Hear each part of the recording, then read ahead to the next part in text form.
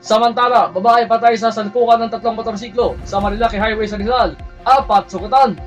Isang babae ang nasawi habang 4 ang sugatan sa salpukan ng 3 motorsiklo sa Marilaki Highway sa Tanay, Rizal.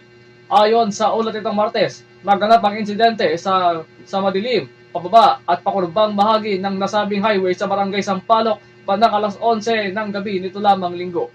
Isang big bike, isang scooter at isang underbound motorcycle ang nagkarambola. Tumila po naman ng 2 angkas at babaeng rider ng scooter.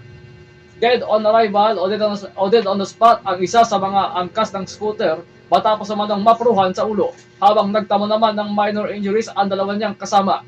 Ayon sa mga otoridad, humandusay sa highway at nagtamo ng mga sugat sa katawan ang mga lalaking rider na big bike at underbound motorcycle.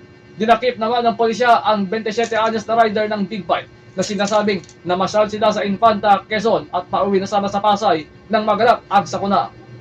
Mahaharap naman sa reklamong reckless imprudence resulting in homicide, multiple physical injuries, and damage to property ang rider.